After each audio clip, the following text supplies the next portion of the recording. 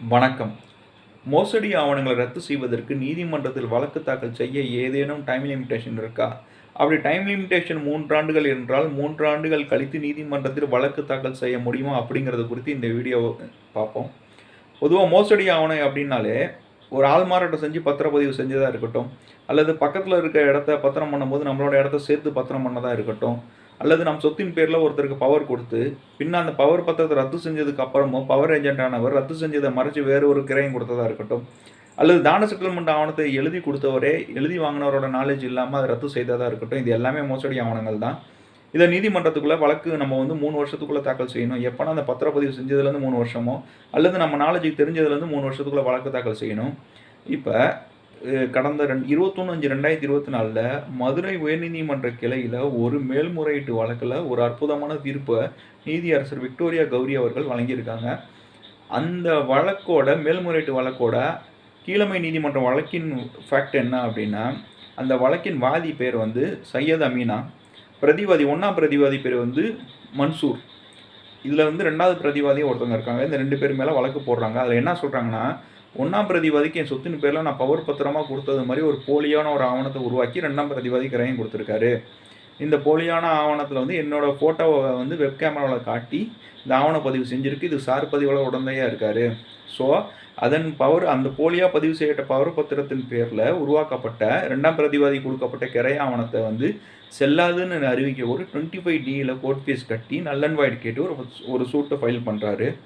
இதில 1வது பிரதிவாதி எக்ஸ் பார்ட்டி ஆயிட்டாங்க. 2வது பிரதிவாதி ரிட்டன் ஸ்டேட்மெண்ட் போட்டிருக்காரு.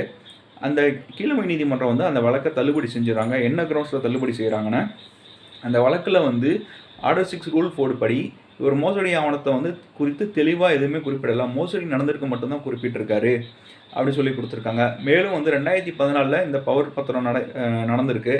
அந்த பவர வச்சு அவங்க 2014ல கிரைமும் பண்ணியிருக்காங்க. ஆனா அந்த வழக்கு 2018ல கிட்டத்தட்ட 3 வருஷம் கழிச்சு முடிஞ்சு 4 வருஷம் முடிய போற டயத்துல 2018ல தான் வழக்கு தாக்கல் செஞ்சிருக்காங்க.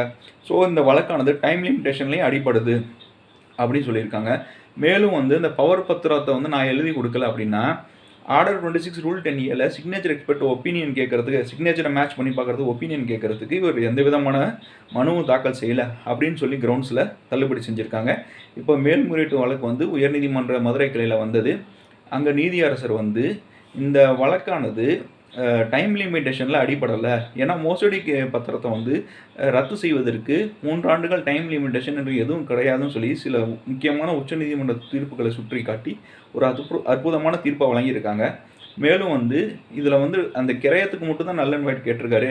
அதுக்கு முன்னாடி உள்ள பவர் பத்திரத்துக்கு அவங்க நல் அண்ட் வாய்ட் கேட்கலன்னு சொல்லி கீழமை நீதிமன்றம் சொன்னதை தெளிவாக குறிப்பிட்டு, இதில் அவர் அந்த பவர் கொடுக்கல. ஸோ அது ஆட்டோமேட்டிக்காகவே அது வாய்டு தான்.